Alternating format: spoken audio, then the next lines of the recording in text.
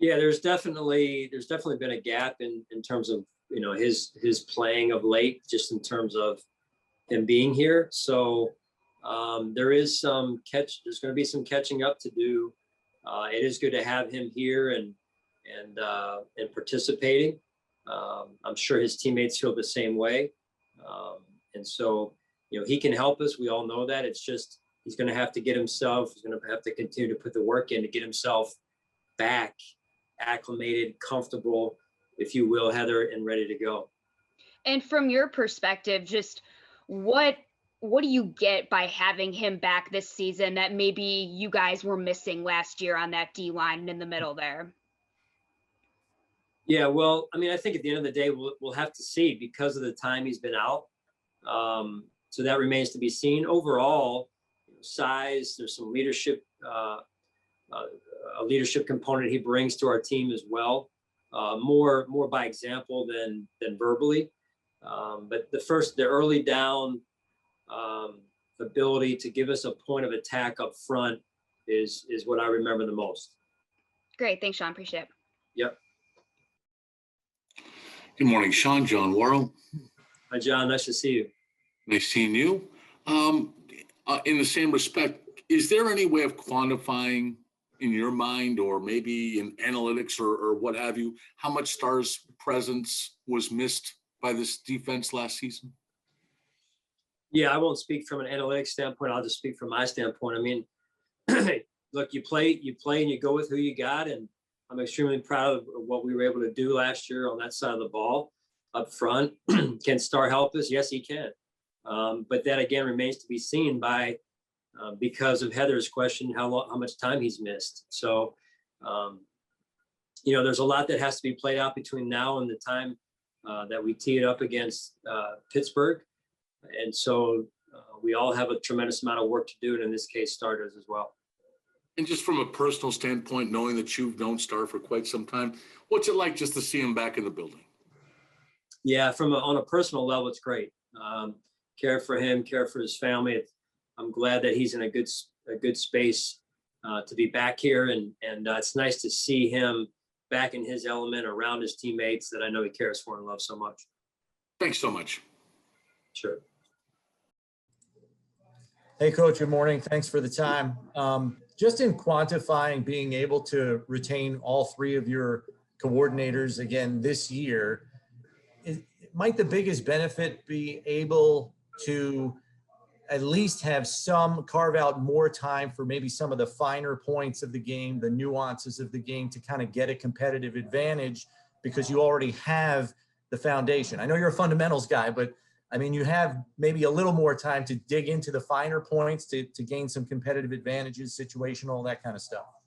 Yeah, I mean, there's a value in the cohesiveness of the group, no doubt, in that cohesion, Chris. And, within that, though, you have to also be careful not to get stale, and that you have to always embrace the growth mindset to continue to grow, continue to push the envelope. And so, but going back to the foundation of your question, there is that familiarity, and that also allows us to take further steps into those finer points, the more granular pieces of the game. And it seems like we're always chasing it, even though we have been together for a few years now. Super. Thanks, Coach.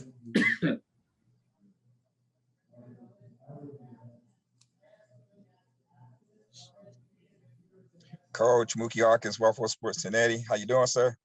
Good, Mookie. How are you, buddy? I'm doing excellent, Coach. How impressed were you just to see Star stay on task with his body, and how important is it to have him back with new defensive line coach Bobby Johnson? Well, you mean Eric Washington? Yeah, that's right. I'm sorry, Coach. Yeah, Eric Washington. Yes, sir. Yeah. Okay. So yeah, again, good to have Star back. A lot of work to be had and done here, and he's going to have to continue it. 2 or 3 days here is not going to check the box, right? He's got a lot of work to do when he gets back home, and it's nice to have him reunited with Eric in our building, at least for the next couple of days here, and we'll see what he looks like on the field today. Right. And speaking of those next couple of days, man, just how excited are you just to really get back to business? great to have the team here, Mookie. Great to have everyone here. Certainly appreciate everyone's participation. This is how you build a team. It's hard to build a team when you're spread throughout the United States or other parts of the of our country and different countries, if you will. And that's no way to build a team, a good team. And that's what we're trying to do. And so I appreciate everyone being here. Appreciate your time, Coach. Yeah.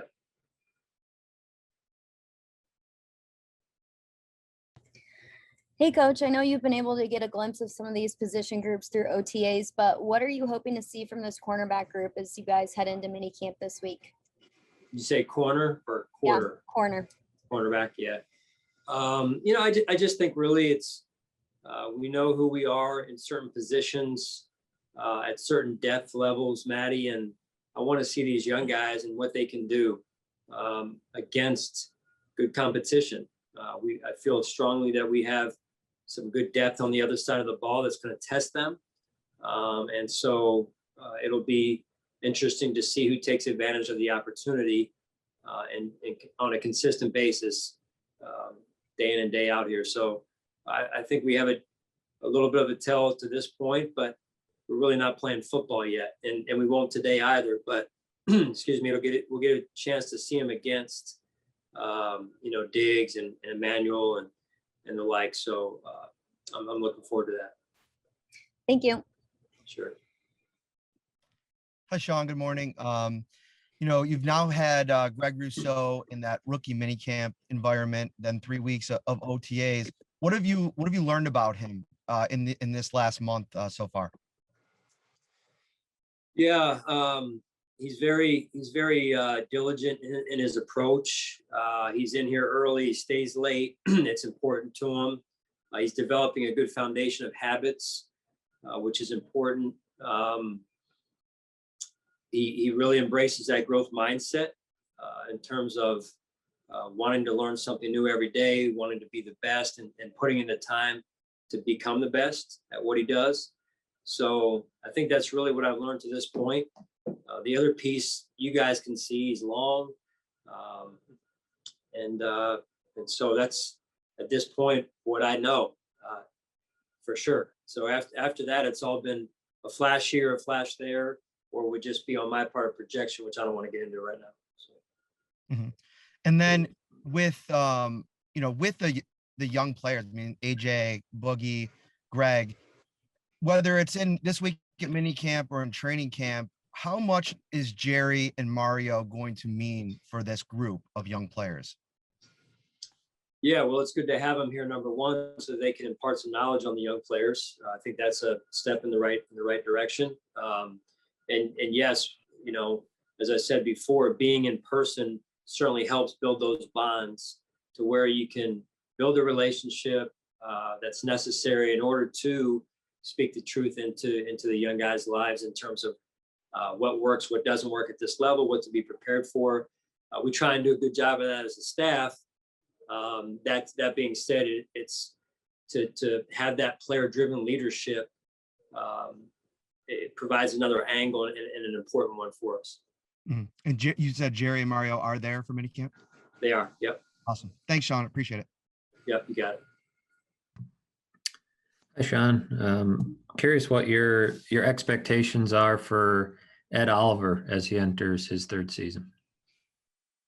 Yeah, I mean, it's to affect the game, right? I mean, he's a top pick. He's here to affect the quarterback, affect the game, and this will be an opportunity for him to develop into a consistent performer for us. I really appreciate the way he's worked. I think his off season to this point has been one that is going to put him in a position to do what I just mentioned. But again, the work remains, and there's a lot of work to be done. So, there's an element of physical skill. There's also an element of the mental approach to the game, and those two have to come together for players to become the lead at what they do. So I know he's hard at work at combining those two to improve his game. And I know you said you're not quite playing football yet here in the spring, but What have your early impressions been of how Dane Jackson and Levi Wallace have handled, the very early stages of what looks like could be a pretty good competition in camp? Yeah, just like I'd expect, just like we'd expect. They're pros. They're all class all the time, mature beyond their years. You guys have had a chance to interact with those two young men. They're Buffalo Bills in the way that they handle themselves, and I appreciate it. Thank you, Sean. Sure. Hi, Sean. Adam Benini. I wanted to go back to something you had said the last time we talked to you. I believe it was at the start of OTAs, right? On the vaccination issue in general, and that you were concerned about it. Understandably, you gave a pretty frank answer there. How is that progressing? And when you answered Mookie's question a short time ago, you said this is how you build a football team. I guess, where's your level of concern? What's the level of communication? How is that issue being managed? And how is it impacting preparations under the circumstances and the protocols you do have to deal with right now?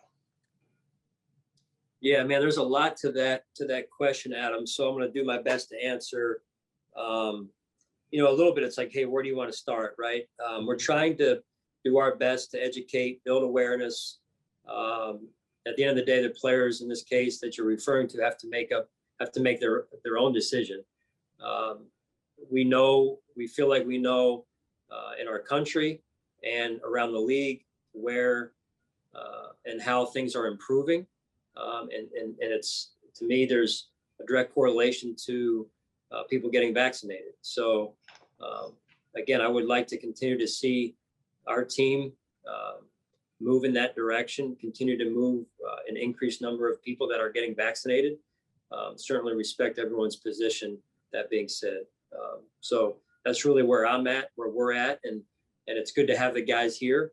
I think the reality of our situation is that, now, but also for sure come the fall, training camp, protocols are going to continue to be enforced, in particular for those who are unvaccinated, as it relates to the masking and the different things that are in place. So just trying to be real about it and make sure everyone understands what normal is going to look like, in particular for those that are unvaccinated come the fall. Just a short answer, follow. Do you feel better about that now than maybe you did the last time we talked to you? Better? Better, yeah. I feel better. Yeah, I feel better. I feel like we're moving in the right direction. And the important piece is that we continue to, again, build awareness and continue to move in the right direction. All right, Sean, thank you. Sure. Hey, good morning, Sean. How's it going? Good to see you. Want to ask about the running backs. I guess first of all, with Zach Moss still rehabbing his foot or ankle, what's his expected timeline as far as when he'll be ready to start actually participating in drills? Yeah, probably more like training camp. Marcel, he's just done a phenomenal job rehabbing. It's been a long process, and as I've alluded to before, whether it's Zach or a couple of the other guys, Cody Ford in particular, then Josh Thomas and Isaiah are a little bit more ahead of those two other guys. It's a long road, and to show the discipline, consistency, commitment, it takes a lot to stick with it, and they've done a great job. For those two, Cody and Zach in particular, they really haven't been able to get back out there to where I'm sure that they would like to at this point. So we look forward to getting them back at training camp. Gotcha. And I guess in Zach's absence, I know you don't like saying you have a feature back, but it was sort of trending toward the end of the season. But in his absence this offseason, what have you seen from a supposedly refocused or re-energized Devin Singletary or Christian Wade, Antonio Williams, even Matt Breida? What have you seen from the rest of that group? Yeah, competitive. They're dialed in terms of the details of the job. Devin in particular, I think, is really trying to master the small things that come up down in and down out when you're playing all three downs, whether it's protection, some of the discipline that comes with those things. So really been impressed with his attention to detail the last couple of days. And like, if I don't know, do you see that timeshare kind of working out, or is it too early to say? Like, are they still a 1A, 1B situation, or is this a situation where you're looking for a guy to kind of assert himself as the leader in the room? Yeah, just for your knowledge and everyone out there, I mean, there's really not a depth chart. I mean, there is and there isn't, because someone's got to go out there first this time of year. But depth charts really don't mean as much as this time of year, as much as they'll mean in training camp, or at least midway through towards the end of training camp. Yeah, that's I figured. Yeah. Either way, appreciate you, man. Thanks. Yeah, likewise. Hey, Sean, it's Jay with the Buffalo News. Kind of continuing on the theme of the running game. You mentioned a day or two after you lost to the Chiefs that running the ball better would be a goal. I guess just what importance do you put on that, knowing that, you finished number 2 in yards, you finished number 2 in points. You've got a franchise quarterback who you want throwing the ball. So, excuse me. So how do you balance that? How do you place an importance, I guess, if you will, on the value of the running game? Yeah, I mean, I think the best thing I could say, Jay, without giving away, strategy and everything here, is you have to evolve. You got to evolve with the game. The word balance gets thrown out there. I'm not sure that that's always the right thing. I think at the end of the day, what does it take to win the game? What does it take to develop the offense in training camp? What does it take to close out games? So it's always moving in terms of that bullseye, right? So depending on us, depending on the opponent, depending on the situation, there's other ways to be balanced without being balanced. So again, without getting too much into strategy and what happens inside our walls here, but I do believe in you win up front. You've got to be able to control the line of scrimmage, whether you're throwing it or running it, in order to put up points. So I think that's been proven over the years. And secondly, you've talked a lot about how growing the game is important to you. Your involvement with the women in football at the combine, that kind of thing. How neat is it for you to see both FA and Christian on your roster, knowing the path that they brought to the NFL, and just, both, fighting for a job on your roster, knowing where they came from? Yeah, I think it's really cool to watch the way the NFL has grown the game, to watch now the 2 players that you mentioned. There's others in the league still that are in those same positions to impact the game, grow the game. I can't imagine what it would be like for me to trade places with them and to try and make a team and try and impact the game the way that those 2 have it, the way that they've impacted us. I mean, Christian's been with us a few more years than FAF. He's been with us a few months now, but just having both of those young men in our building is what the impact it's made on our team, on our program, on our organization, in the community. They're just positive guys with great energy. And I saw recently that I think the NFL was talking about going and expanding overseas again. So I think it's great for our game, great for the people involved. Cool. Thanks, Sean. Sure. Hi, Sean. Mark Vaughn here. Thanks for your time. Couple of things. How many days are you going? 2 days or 3 days in this mini camp? And then kickoff return duty. Obviously, you have a big person to replace there. How do you see that? And is it really a case where maybe, thankfully, there's preseason this year? Because I don't think many teams, nobody in the NFL really hardly ever practices kickoff return full speed. Do you agree with that? Yeah, so as far as the length of our week, we'll see. Right now we're scheduled for 3. We'll see what happens with that. I want to get a good practice in today and just take them one at a time, Mark, and we'll move on from there. As far as the kickoff return and just return duties overall, it's open competition. We had a pretty good one last year in Andre Roberts. He has since moved on, and so that job is up for grabs, as are many other jobs. So that has to be earned, and there's a trust that comes with that, right? Because of how important that ball, that change of possession is, going one way or the other. So, and playing that position in Buffalo, New York is not easy with the way the wind blows, and we get some weather from time to time. So it becomes a real art form and science with it that you got to really put a lot of time into that. So I know Heath, Matt Smiley, and the return group right now is hard at work to continue to refine those skills. Thank you. Sure. Good morning, Sean. How you doing? Good, Sal. How are you? I am good. Since you're not coming to visit me in Rochester this summer, I wanted to ask about training camp. We haven't talked to you since, but the question I'm asking is, I didn't know I you had a place to stay at your house. Maybe that would have changed our mind. Maybe I didn't realize I had a room. Yeah, you're always welcome here, Sean, anytime. What I wanted to ask, though, I know you said you're in favor of going away and camaraderie, but when you look at it from a aspect of practice and getting things done, do you think you could be more efficient just by staying where you are because everything's all in place? I mean, do you expect training camp might be more efficient because you're not packing up and going on the road for 3 weeks? You know, we do. I feel confident in the job that we've done operationally, is what you're referring to, is the operation. And our staff does a great job in terms of the operation of it all, being efficient. And that's important, right? That you can be efficient with the time that you have, where you are, and that you can get things accomplished that you want to get accomplished. And I felt really good about that up at Fisher, and I feel really good about it here as well. And we showed that last year. And so obviously there's protocols and layers on things this year.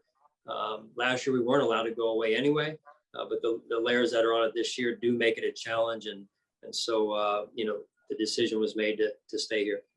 Okay, and if I could ask you too about the wide receiver room, obviously the top of it is pretty stacked. What's it going to take for a guy like, for instance, like Hodgins to do something to make that final 53 minutes? A guy you drafted, a guy you clearly liked before he got hurt. Specifically about him, what does he need to show you to get on this team? Yeah, you know, Sal, you've been around it like I have. Those things have a way of working themselves out. When I was around Andy Reid in Philadelphia for years, he always told the guys never to count the numbers and the lines, right? Just make your reps count. And that's the piece that those players can control. A guy like Isaiah, as you mentioned, I think is off to a phenomenal start, again, because of his process in the offseason, getting himself healthy. And now here we stand in the last week of offseason practices. And I think he's putting himself in position to make a real move. And so that remains to be seen, obviously, with work to be done. But I'm very proud of his mindset and the way he's gotten himself physically ready to go. Okay, thanks a lot, Sean. You got it. Hey, Sean, Jason Wolf with the Buffalo News. Appreciate your time. Sure, Jason. You spoke a little while ago about how the consistency among your coaching staff can be a little bit of a double-edged sword because you have to guard against, you know, getting stale. I was curious how the addition of Mitch Trubisky to the quarterback room, Emmanuel Sanders to the wide receivers group might affect Josh Allen in that regard, help maybe keep him sharp or on his toes with, you know, new teammates to work with.